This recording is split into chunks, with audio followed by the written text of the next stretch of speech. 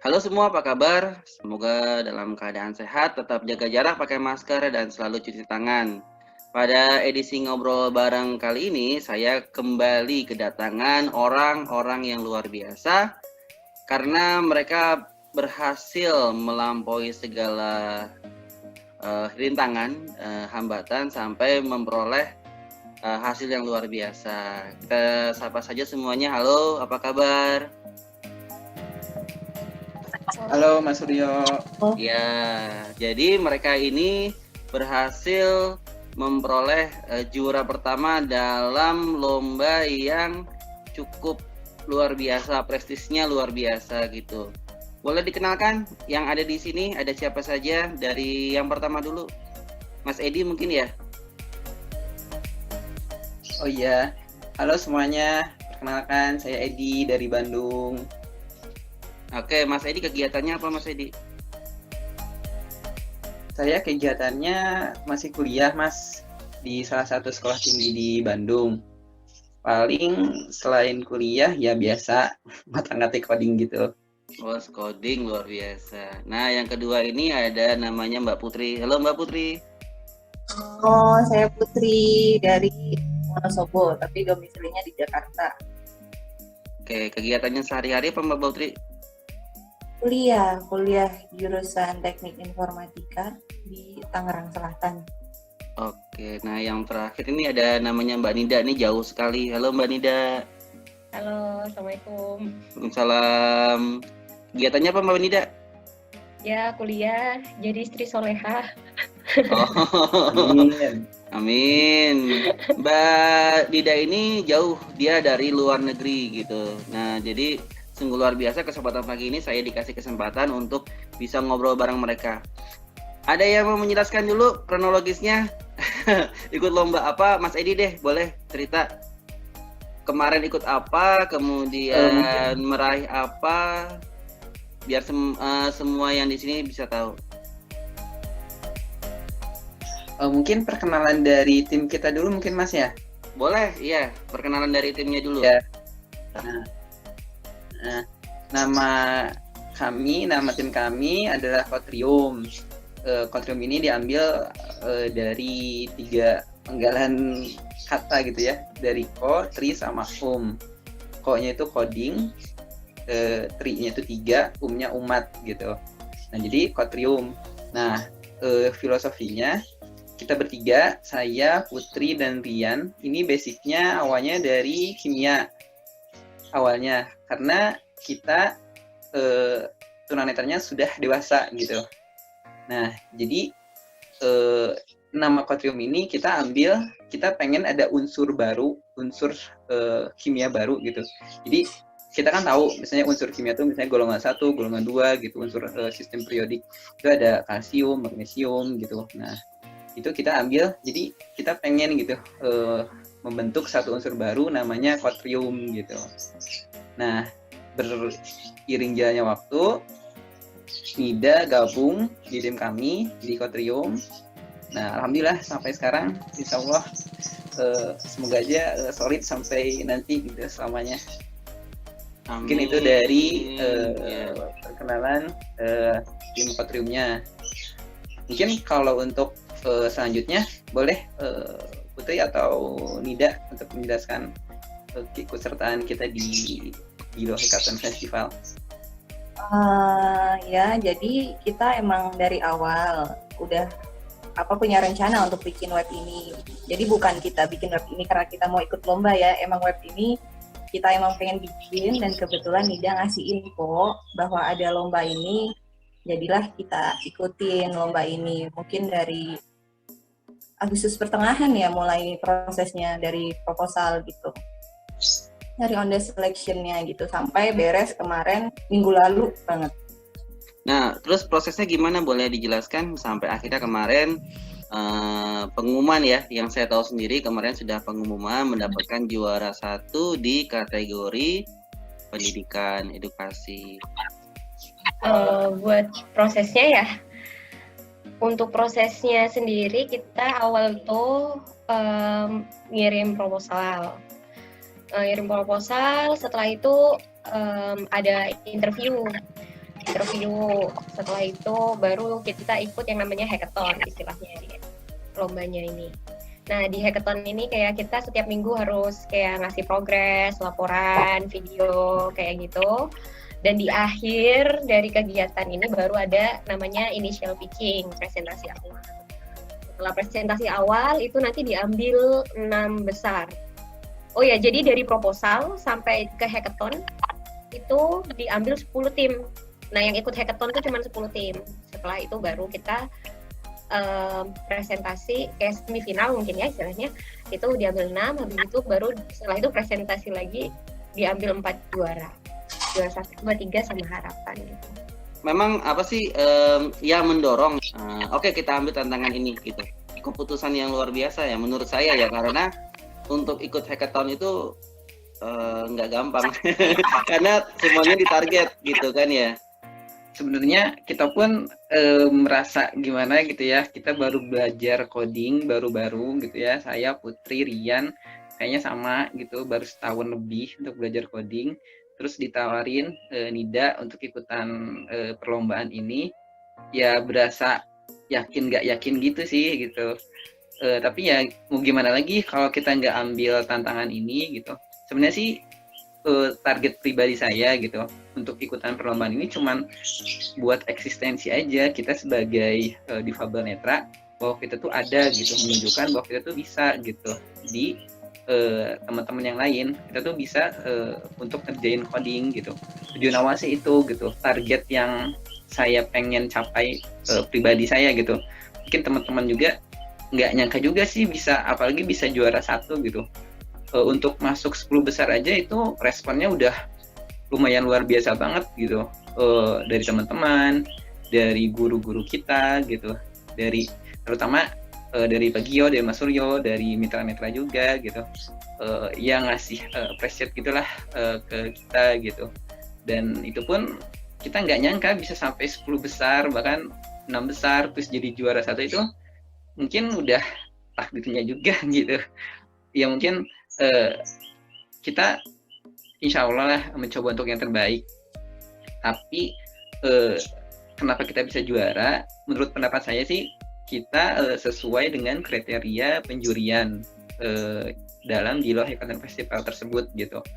Kalau ngelihat dari teman-teman yang lain gitu, itu luar biasa sih dari inovasi-inovasinya. Ada yang buat robot, ada yang buat motion gitu, ada yang sistem manajemen kayak e-learningnya udah bagus banget gitu. Ya ini sih kayaknya emang udah anugerah sekalian amanah juga sih Mas. Saya sebut ini adalah ya berkah. Nah, berkah dari komitmen, konsistensi gitu.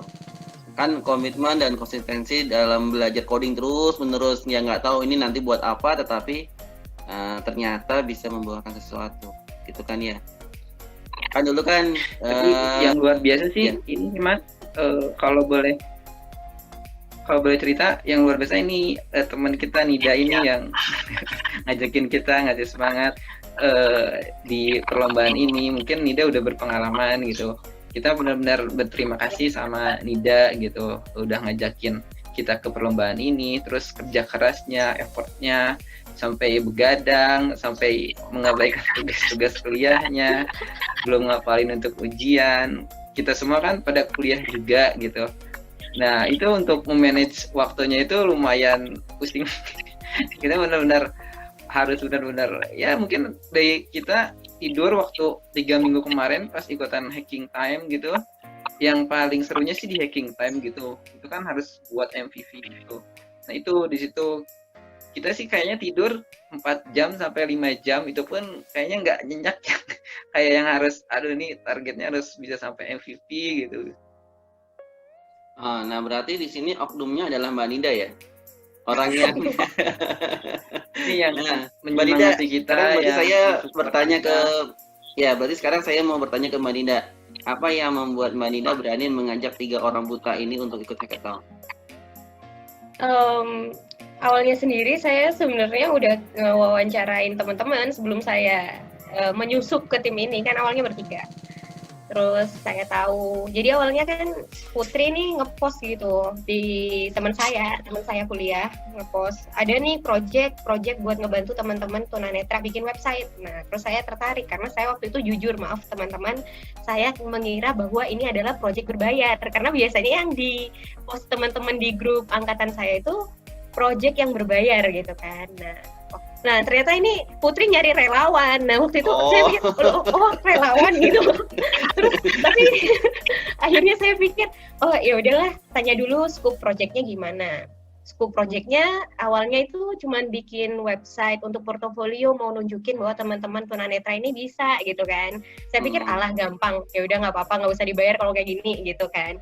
Terus lama-lama kayak revisi visi gitu lah banyak. Pengen jadi yang bermanfaat juga, nanggung banget ya kalau cuma bikin website portofolio. Bikin aja nih buat website pembelajaran.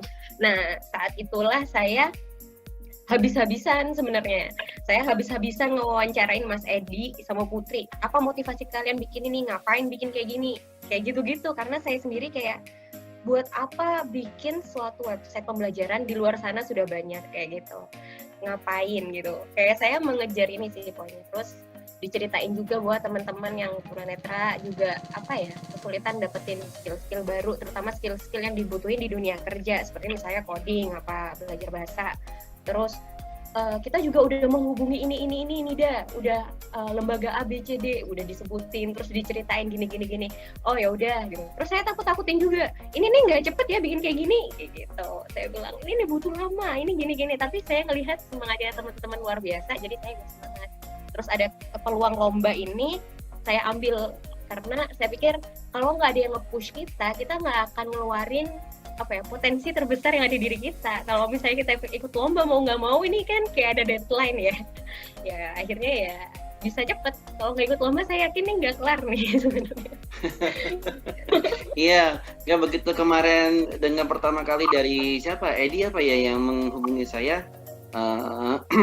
Mas Suryo, kita lagi ikut lomba nih, lomba hackathon. Nah, saya tahu hackathon ini gitu kan, karena dia ada durasi waktunya dan harus taat dengan segala peraturannya gitu, dan harus ada produk yang dihasilkan gitu kan. Nah, saya jadi mikir ini beneran mereka ikut hackathon gitu. Itu reaksi saya pertama gitu. Nggak main-main gitu. Ini levelnya sudah nasional gitu kan, karena dari Telkom kan. Ini levelnya sudah nasional, ini kok ini berani gitu. Nah, kembali ke pertanyaan saya. Kan masing-masing punya peran masing-masing nih. Boleh cerita nggak? Masing-masing perannya di mana gitu dalam tim ini? Kalau saya sih sebagai tim koordinator and web developer, Putri sebagai database engineer dan web developer, Rian sebagai public relation and web developer juga, Ida ini sebagai lead engineer-nya dan web developer gitu. Jadi kita bagi-bagi, kita nggak mungkin, kita juga belajar sih dari kemarin presentasi, terus dari penjurian, dari Q&A, dari juri juga. Sempat ada tim yang nanya, ini kok semuanya timnya teknisi semua gitu, terus nanti gimana kalau go to market, terus untuk menjalin kerjasama gimana gitu. Nah, alhamdulillahnya mungkin kebetulan atau kita udah bagi-bagi gitu sebelum dari penjuruan itu. Saya koordir semua ini, saya masuk ke sana sini. Putri lebih ke database, lebih ke benar-benar gitu. Rian ke menghubungin siapa aja. Nah, Nida ini yang benar-benar yang ngurus si webnya mau kayak gimana. Ini kan dari uniqueness website kita kan berpedoman ke WCAG dari W3 Consortium gitu. Nah, Nida mikirin benar-benar gitu, biar akses itu seperti apa gitu, template-nya gitu, terus biar semua kebaca oleh screen reader, pas di Zoom itu nggak bertumpuk si menu-menunya gitu-gitu, terus dark mode dan light mode-nya juga tuh. Nah itu ya alhamdulillah sih timnya dengan mungkin ada ya apalah gitu perbedaan pendapat, dan alhamdulillahnya bisa dikomunikasikan dengan tim kami ini. Oh, ini berarti kalau saya tangkap tadi berarti web yang sudah dibuat ini ini berarti sudah ini ya, katakanlah sudah lengkap, sudah memenuhi unsur aksesibilitas ya dari W3 konsorsium itu. Memang itu Iya, Mas yang diusung terutamanya tentang aksesibilitasnya. Oke. Nah, sekarang saya mau dengar suaranya Putri. Halo Putri. Halo. Nah, sekarang saya mau nanya, hambatan terbesar yang yang waktu ketika proses ini berjalan, hambatan terbesar apa sih yang dihadapi oleh tim ini? Hambatan terbesar kan karena kita itu Mas yang mau diusung tuh masalah aksesibilitas ya. Jadi tuh kita lama dicari template yang aksesibel, kayak Nida cari template ini. Habis itu kita cek, Mas Edi, Mas Dian ngecek. Ini mana yang nggak kebaca, ini apa gitu. Kalau belum kebaca ganti lagi kan. Kayak gitu, lebih ke apa ya? Kebanyak yang pas proses ke bikin tampilan yang aksesibel itu lama. Ini berarti trial and error gitu ya? Dilihat errornya sampai mana, kalau memang ada ganti lagi gitu? Iya, cari-cari dulu tampilannya, Nida yang cari, terus dicek, ini udah bisa dipakai untuk, maksudnya udah bisa diolah lebih lanjut, enggak gitu. Pak Koordinator, Mas Edi, ya kan mengelola tim yang yang dekat aja itu sulit. Ya maksudnya yang saling berdekatan, saling bisa komunikasi langsung itu sulit. Nah ini sekarang kan kondisi pandemi yang juga tidak bisa berdekatan via online, itu kesulitan terbesarnya apa? Kesulitannya sih paling menyesuaikan waktu. Misalnya Nida di Brisbane kan selisih waktunya 3 jam gitu. Nah itu berarti kita harus menyesuaikan Nida aja gitu untuk, jadi jangan sampai kayak yang menzori yang gitu mentarang kita tim gitu. Sesuaikan Nida kalau jam segini kayaknya udah tidur. Ya udah deh, jangan diganggu. Nah, itu paling itu dari menyesuaikan. Jadi intinya sih pengertian sih, sangat kebersamaan, semangat saudara gitu. Dan harus saling rela berban gitu, rela berkorban. Itu intinya di situ sih pengertian dari tiap-tiap anggota tim.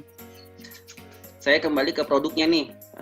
Sebenarnya kan katanya tadi web ini memang adalah awalnya ingin menunjukkan eksistensi diri gitu ya, bahwa teman-teman tunanetra nih bisa buat web loh kan gitu. Nah, webnya sendiri itu apa sih isinya? Kalau boleh tahu alamat webnya di mana? Di www.edubilitas.com itu udah bisa diakses. Boleh dieja di www.edubilitas.com. Ini tentang pembelajaran online gitu. Jadi gini, untuk awalnya itu apa sih yang dibutuhkan gitu. Jadi ini tuh benar-benar berdasarkan pengalaman kita yang mengalami langsung. Apalagi saya dari Bandung gitu, sebenarnya udah sempat disampaikan sih ke pihak mitra netra bahwa saya dari Bandung, saya pengen belajar mendapatkan pendidikan gitu, harus berangkat ke Jakarta gitu. Nah pengalaman dari situ, Putri juga sama dari Wonosobo, jauh juga, apalagi Rian gitu, jauh dari Palembang gitu. Kayaknya apa yang dibutuhin gitu, kayaknya tadinya kita pengen mirip-mirip kayak platform pembelajaran online yang sekarang gitu ya, kayak course online gitu yang sekarang dipakai teman-teman awas gitu. Nah kita riset gitu, kita tanya-tanya apa gitu yang dibutuhkan. Ternyata yang dibutuhkan banget gitu itu ya komputer dan bahasa gitu, untuk meningkatkan taraf hidup juga. Terus itu hasilnya gitu ya, jadi lebih ke pengembangan skill. Nah kita mikirin gitu, kayaknya teman-teman tunanetra itu kalau difasilitasi, dikasih kesempatan, kayaknya bisa gitu. Kita pun mampu gitu untuk misalnya untuk belajar coding, bisa menghasilkan satu produk gitu, kalau kita diberi fasilitas dan kesempatan sama itu gitu.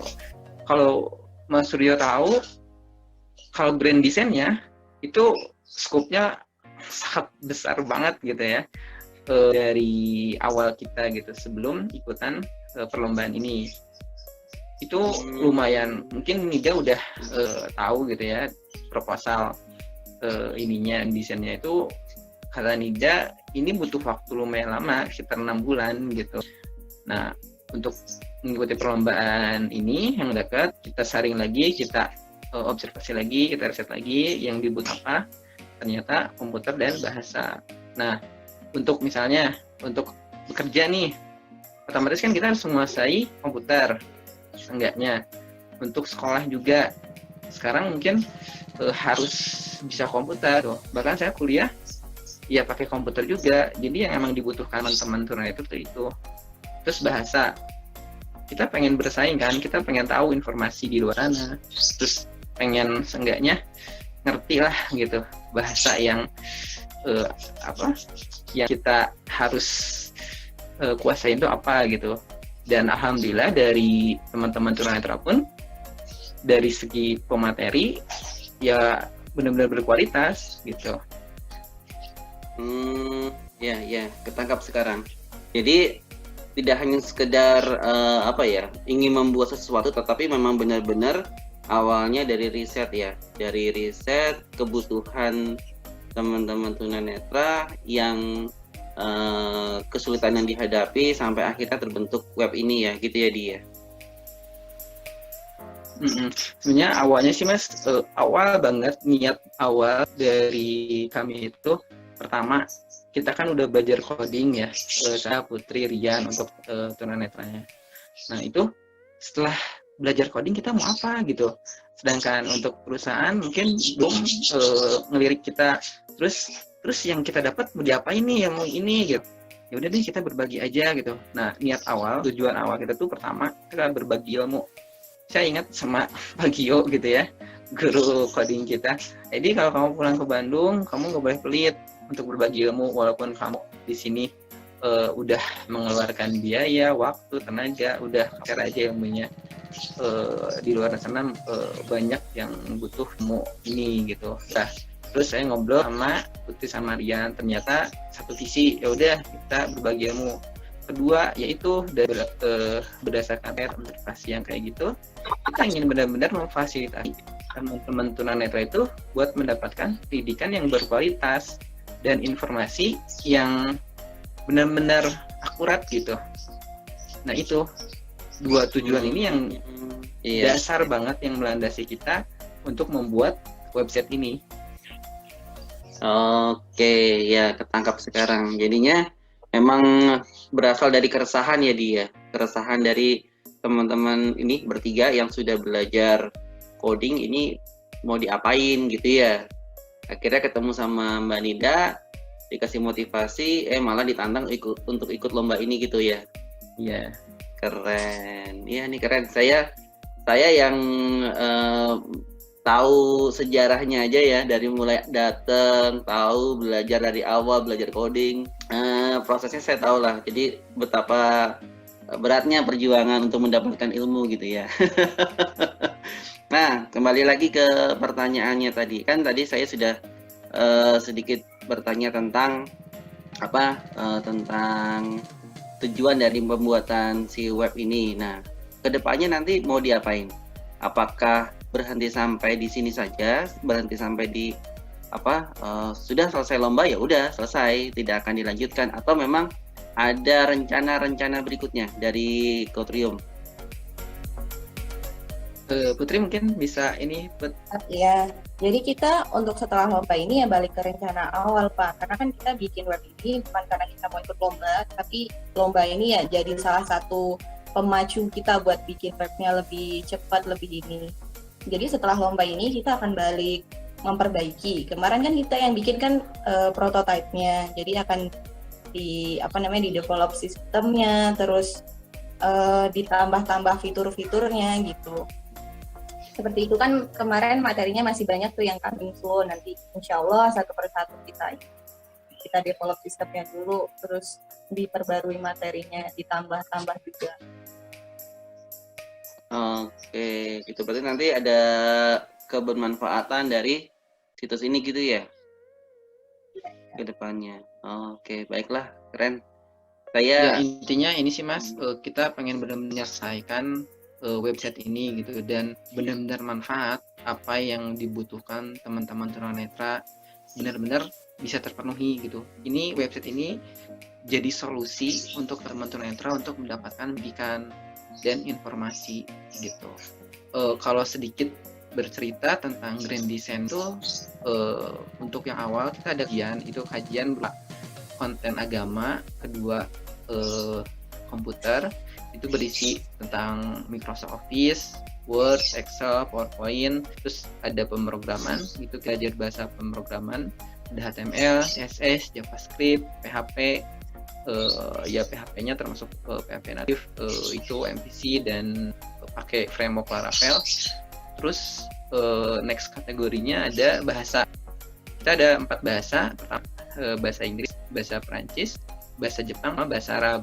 Nah, kalau lihat dari kita bahasa apa sih yang banyak yang minat gitu? Pertama bahasa Inggris, kedua bahasa Arab, tiga bahasa Perancis, next bahasa Jepang gitu. Dan alhamdulillah teman-teman tunanetra teman-teman kita untuk yang jadi materi ini udah berpengalaman gitu. Enggak yang cuma ngisi aja, dari segi latar belakang pendidikan pun mereka mau gitu. Terus next kategori kita ada cerita anak dan cerita kayak audiobook gitu. Nah, kita pengen gitu anak tunanetra yang kecil kadang apa sih yang kalau mungkin saya waktu awas gitu dapat mudah gitu, dapat buku-buku misalnya cerita fabel atau apa gitu. Nah, teman-teman tunanetra yang masih kecil ini kadang harus kemana sih kita cari gitu. Emang kita pengen memposisikan mereka di masa usianya itu gitu untuk bisa bertumbuh berkembang dengan masanya gitu, si usianya itu enggak yang cerita apa udah dewasa atau apa. Nah, jadi kita pengen si anak-anak ini emang tumbuh di masa usianya itu. Terus next kategori ada aktivitas atau seenggaknya di dalam itu ada kayak perempuan, lebih kita kebanyakan kayak perempuan. Bagaimana sih perempuan itu bisa masak gitu. Terus gimana sih perempuan ini bisa beraktivitas, bisa ngurusin anak gitu. Nah, mungkin teman-teman di luar sana di masyarakat umum kok bisa ya gitu ibu-ibu ini atau perempuan-perempuan bisa aktivitas, bisa masak dalam keadaan tunanetra gitu. Nah, kita pengen kayak mengedukasi, oh gini caranya. Terus make up-nya gimana gitu. Nah, mungkin kan misalnya, oh emang itu kalau make up kalau pakai lip kok hebat banget ya, kok nggak sampai ke hidung gitu misalnya. Kalau orang masyarakat kan ada ini kan kurang ininya ya pengetahuannya. Ya, ternyata pakai perasaan atau pakai apa gitu. Kayaknya kok mampu gitu, bisa ya gitu ya dia. Tunanetra kok bisa make up. Jadi kayak mengedukasi gitu kan, mensosialisasikan bahwa perempuan tunanetra itu hebat loh tuh, bisa ngurusin anak gitu, bisa ngajarin anak-anak untuk ngerjain PR gitu. Ini gimana gitu. Nah, bercerita di situ. Next kategori ada tokoh inspiratif. Nah, ini tokoh-tokoh tunanetra yang sangat inspiratif banget gitu, walaupun tunanetra tapi berprestasi, terus emang kualitas gitu. Pengen ngangkat ini tokoh-tokoh ini sebagai motivasi kita para kalangan muda bahwa ternyata bisa ya gitu, bahwa dalam keadaan tunanetra mereka tuh bisa berprestasi, bisa benar-benar berkualitas gitu. Nah, mungkin itu dari Grand Design awal kita gitu.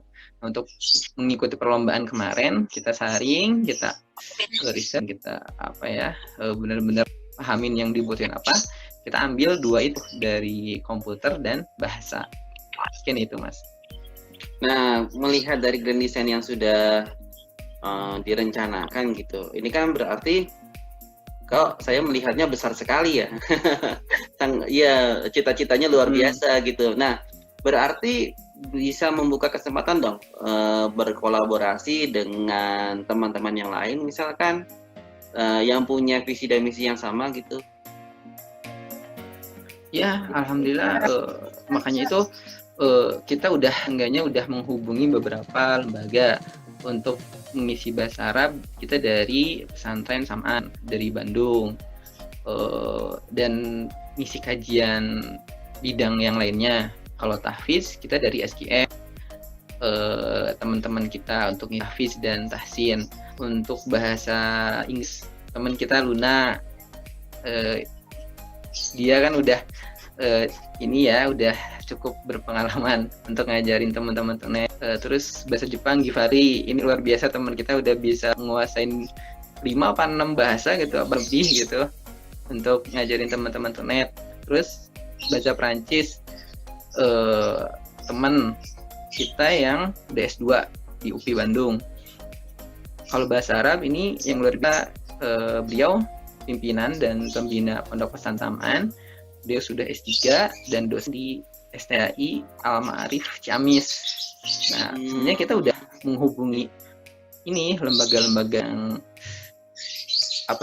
yang berkepentingan kita gitu untuk bekerja sama, dan alhamdulillahnya mereka welcome gitu.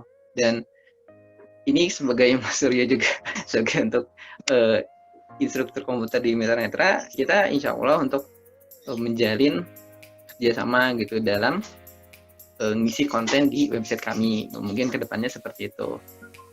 Oh, luar biasa ya. Jadi memang membuka peluang untuk teman-teman yang lain ya. Tidak hanya untuk sekedar eksistensi diri, tetapi bagaimana caranya web ini, kelompok ini bisa membuka kesempatan atau peluang untuk teman-teman yang lain juga ya. Ya, seperti itu Mas. Nah, ini sekarang pertanyaan khusus untuk Mbak Nida gitu, Mbak. Ketika pertama kali tahu bahwa ini yang membuat ini adalah teman-teman tunanetra, Mbak. Maksudnya tadi kan berdasarkan postingan dari Putri gitu ya, terus maaf Mbak Nida lihat ini ada peluang dibisnisin nggak gitu ya, ada peluang uangnya nggak nih? Ternyata jadi relawan gitu. Nah, ketika pertama kali tahu, ini tunanetra nih bisa coding, kalau tunanetra bisa bikin website, atau memang sudah tahu sebelumnya, Mbak? Kebetulan saya memang concern di isu disabilitas, nggak cuma tunanetra aja, juga ke yang lain-lain. Selama saya kuliah S1 juga banyak jadi volunteer di bagian ini, jadi saya cukup percaya sama potensi-potensi itu. Jadinya waktu ketemu sama teman-teman, ya jelas kagum sama perjuangannya. Tapi saya malah lebih tergelitik hati saya untuk menantang gitu. Sejauh mana Anda bisa membuktikan pada saya bahwa semangatnya untuk belajar, saya nggak peduli sebenarnya background orang seperti apa, yang penting semangat dan komitmen buat belajarnya tinggi. Saya mau bantu, udah itu aja sih prinsip saya. Oh, luar biasa ya. Jadi ternyata Kotrium bertemu dengan orang yang tepat gitu ya, dikasih jalan. Memang sudah takdir mungkin ya, sudah dikasih jalan, akhirnya ditunjukkan jalan untuk ikut hackathon DHF ini, dan akhirnya bisa mencapai juara pertama. Luar biasa. Nah, mungkin ya pertanyaan terakhir dari saya. Kemarin sudah berhasil menyabet ya kan juara pertama dari Dilo Hackathon ya. Kalau saya salah, Dilo Hackathon. Halo? Festival. Ya, Dilo Hackathon DHF Festival 2020. DHF 2020. Oke. Nah, berhasil menyabet juara pertama di kategori pendidikan. Nah, sekarang saya mau tanya dari pribadi-pribadi ya. Edi, terus nanti Mbak Putri sama Mbak Nida. Apa perasaan ya dari masing-masing ketika mendengar dapat juara pertama gitu? Dari Edi dulu boleh? Dari Mbak Nida dulu deh. Atau Mbak Nida dulu boleh? Yang ngajakin pertama awal. Mas Edi dulu lah. Ikutan di hackathon. Ayo, dari siapa dulu boleh lah? Dari Putri juga boleh. Halo Putri. Ya. Mas Edi dulu lah, Pak. Oh, Mas Edi dulu. Yuk, Mas Edi. Ini dapat sinyal. Ini sebenarnya terutama Mas, ini saya sebenarnya korban perasaan para cewek-cewek sering di TV ini sering. Oh, Perasaannya Ya nggak terlalu percaya sih gitu. Soalnya ya emang targetnya kan kita hanya untuk menuju eksistensi, dan pas pengumuman itu tuh dalam bentuk video. Jadi nggak misalnya juara 4 tim ini, juara 3 ini, enggak, itu diliatin di satu video. Jadi nggak yang pas tahu kita juara 1 tuh di aja ini selamat kepada ini. Jadi dapat juara 1 ya. Saya sempat ini ngechat panitianya, ini Mas bener ya kita dari tim Quadrium juara 1? Oh iya selamat ya gitu. Nah di situ ya pertama yang merinding, bersyukur, dan ya dapat amanah juga itu untuk menyelesaikan website Edubilitas ini gitu. Mungkin itu aja sih Mas. Oke, Mbak Putri, gimana dari Putri? Iya sama. Jadi waktu pengumuman ya itu kan karena nggak ada tulisannya Mas, karena itu apa namanya pakai video, dan video itu pakai tulisan nggak bersuara, MC-nya pun nggak bilang selamat apa sih selamat tapi tanpa nyebut tim. Jadi sampai itu acara selesai saya masih berpikiran oh kayaknya nggak menang deh gitu, soalnya ada yang nyelamatin dan nyelamatinnya tim lain. Tapi pas udah selesai buka grup kok Mas Edi alhamdulillah ya, emang ada apa gitu, buka grup DHF-nya, oh ternyata alhamdulillah juara 1. Ya seneng banget sih, dan nggak nyangka sih sebenarnya. Ya jadi amanah ini. Oke, kalau Mbak Nida gimana Mbak Nida? Sebagai oknum. Ya mungkin targetnya beda ya sama teman-teman. Kalau saya target ikut lomba harus juara 1 karena udah komitmen waktu juga kan. Jadi saya pikir investasinya harus terbayar. Ya alhamdulillah saya bangga, seneng juga gitu kan. Apalagi sekarang lombanya ini bareng sama teman-teman yang tunanetra gitu. Jadi sensasinya beda kan. Jadi ada perasaan bangga yang berbeda dari yang biasanya gitu. Ya itu yang saya rasain. Soalnya waktu lomba ini saya kebetulan lagi UTS. Jadinya saya nggak ngikutin itu pengumumannya sama sekali. Saya nggak ngerti sampai udah lama berjam-jam kemudian saya baru buka handphone. Alhamdulillah menang juara 1. Itu baru saya tahu. Oke, terima kasih sebelumnya Edi, Mbak Putri, Mbak Nida untuk waktunya. Salam juga untuk Rian. Maaf kalau mengganggu. Sekali lagi selamat. Ini adalah sebuah pencapaian dan sebuah pengakuan yang luar biasa untuk teman-teman tunanetra. Paling tidak dengan ini ya, dengan tercapainya prestasi ini, saya yakin akan lebih banyak peluang-peluang yang akan diberikan kepada teman-teman tunanetra. Itu ya. Terima kasih sebelumnya, sampai ketemu lagi. Baik, terima kasih teman-teman yang sudah menyaksikan dari awal sampai selesai. Silakan like bila suka, dan bagikan ke teman-teman yang membutuhkan, dan jangan lupa subscribe agar channel ini bisa semakin berkembang. Sampai jumpa di video-video berikutnya.